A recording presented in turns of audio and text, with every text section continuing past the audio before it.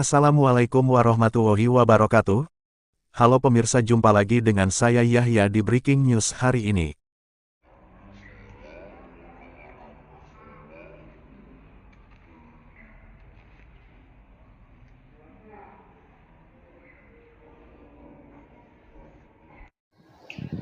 Assalamualaikum warahmatullahi wabarakatuh. Pemirsa Fakta Presisi dimanapun Anda berada, jumpa lagi dengan kami, saya Yahya. Di kesempatan pagi hari ini saya sedang berada di Balai Desa Gandasoli, Kecamatan Keramat Mulia, Kabupaten Kuningan, yang mana pada kesempatan hari ini, tepatnya di hari Senin tanggal 20 Juli 2026 ya, saya sedang memonitoring terkait kegiatan-kegiatan yang sedang berjalan di Desa Gandasoli ini, pemirsa. Tentunya sebagaimana kita ketahui bersama ya, akhir-akhir ini dengan adanya beberapa istilahnya ya, fenomena kaitan dengan anggaran dana desa yang minim, kemudian juga efisiensi yang di pusat, apalagi Kuningan ya, kondisi pasca gagal bayar kemarin, juga tentunya keadaan keuangan di daerah juga belum sepenuhnya pulih ya. Maka dari itu tentunya saya ingin mengetahui ya terkait hal ini. Nanti saya akan ajak berbincang-bincang dengan Bapak Darlan terkait bagaimana memanage atau memprogram ke depan terkait pembangunan yang ada di Desa Gandasoli ini. Untuk itu saya ajak kepada Anda, mari kita sama-sama simak ke bincang-bincang pagi di kesempatan hari ini. Assalamualaikum warahmatullahi wabarakatuh. Waalaikumsalam warahmatullahi wabarakatuh. Gimana kabarnya Pak Darlan? Alhamdulillah baik. Baik ya Pak Darlan.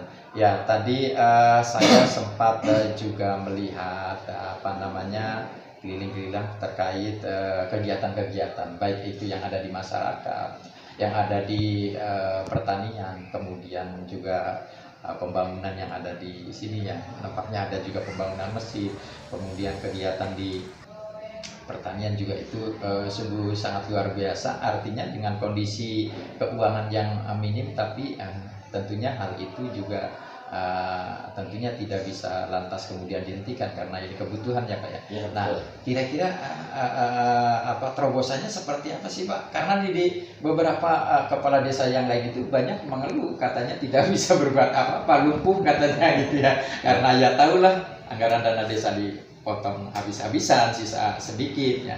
Nah, silakan langsung di Fakta Presisi bisa kita bincang-bincang, harapan supaya yang lain juga kemudian bisa mengikuti lah, memotivasi dengan langkah-langkah yang diambil oleh Pak Bu ini. Langsung di Fakta Presisi Pak.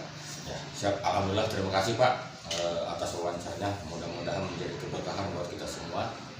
Ya, saya perkenalkan atas nama Kepala Desa Gandasoli yang alhamdulillah ini di tahun ke-7 jabatan saya, yang sebelumnya saya menjabat Kepala Dusun dari tahun 2009 sampai tahun 2019. Nah, dengan adanya saya sebagai kepala desa, ya intinya saya ingin memajukan Desa Gandasoli dan mensejahterakan rakyat. Karena apa? Salah satu tugas dan fungsi kepala desa mencari program yang bisa dirasakan oleh masyarakat yang ada di Desa Gandasoli. Karena mayoritas masyarakat Desa Gandasoli itu petani, hampir 95%. Nah, disitulah peran serta kepala desa dan perangkat desa bisa memfasilitasi terkait JUT, irigasi yang sifatnya sangat menunjang buat akses mobilisasi hasil pertanian yang ada di Desa Gandasoli. Yang alhamdulillah, mungkin Bapak tadi udah survei ke sawah-sawah irigasi yang selama ini banyak dibantu oleh dinas-dinas terkait, dan saya mengucapkan banyak terima kasih kepada dinas-dinas baik dari BPWS yang sudah mengalokasikan anggaran di tahun 2025 dan 2021 sudah bisa optimal, bisa dimanfaatkan untuk irigasi yang ada di Desa Gandasoli. Dengan adanya program-program di Desa Gandasoli sekarang, alhamdulillah saya tiap tahun mendapatkan program yang lumayan. Intinya untuk penataan lingkungan pun ada. Tahun ini saya mendapatkan 2 titik, yang satu dari Pak Dede Ismail dari Gerindra, yang satunya alhamdulillah eh, ada dewan tapi tidak mau disebutkan namanya ya. Terus mungkin ada lagi nanti buat pembangunan rehabilitasi atau penataan embung yang tentunya saya kedepannya ingin menata buat wisata. Karena apa? Kalau kita dengan anggaran yang sekarang ada pemotongan dari Koperasi Desa Merah Putih yang hampir 64%, sekarang cuman desa menerima 373. Disitulah peran kepala desa bisa memanage keuangan yang alhamdulillah kemarin ada sedikit lagi JUT yang belum terselesaikan, belum nyambung untuk TPT dan irigasinya, sekarang udah nyambung semua dan untuk sementara masih udah bisa dilalui biarpun belum didapat beton. Nanti kedepannya saya akan mencari program dari dinas, baik dari dewan atau dari mana, yang penting bisa selesai, bisa dimanfaatkan oleh masyarakat.